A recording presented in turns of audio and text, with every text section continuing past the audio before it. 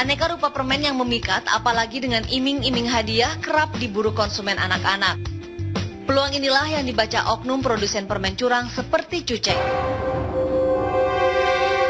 Cuceng mendaur ulang permen apkir atau permen yang telah dibuang pabrik permen karena rusak atau cacat. Permen apkir itu pun tampak kotor. Kali ini dari pabrik permen, Cuceng hanya mendapatkan permen apkir jenis permen karet. Lalu permen karet apkir diolah lagi menggunakan tepung terigu dan ditaburi lilin.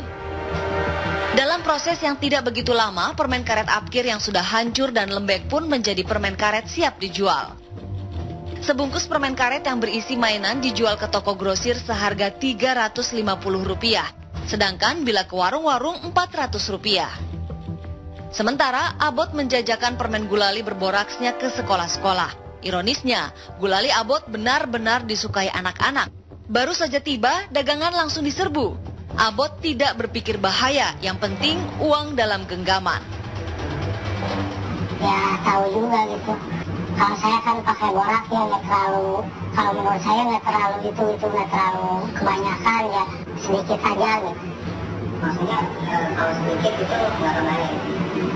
Ya kurang tahu juga gitu.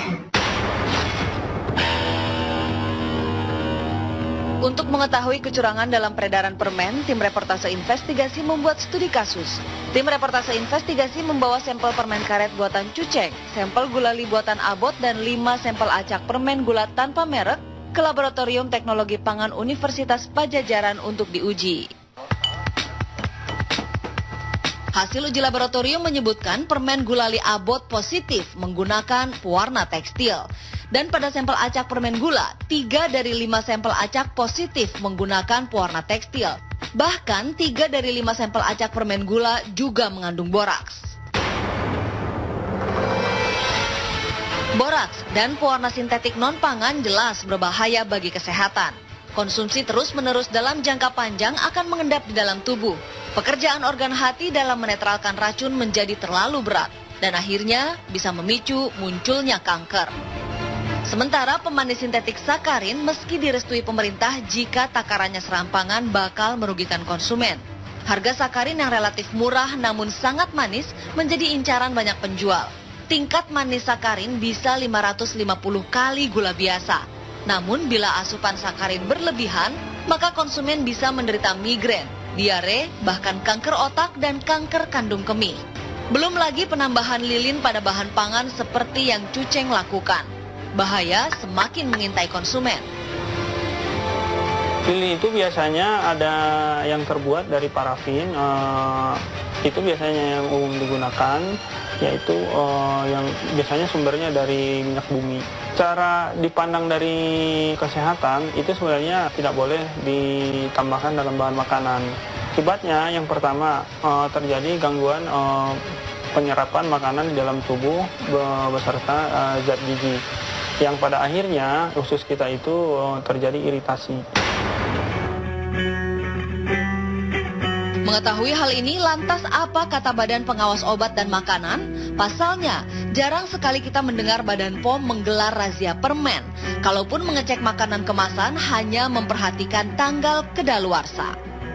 Setiap kali kami menemukan yang bentuk pangan yang sudah kadaluarsa, kita akan musnahkan. Jadi kita minta kepada distributornya atau ke retailnya untuk mengumpulkan itu dan dimusnahkan dengan apakah mereka memusnahkan sendiri atau kalau mereka tidak bisa memusnahkan, kami yang memusnahkan.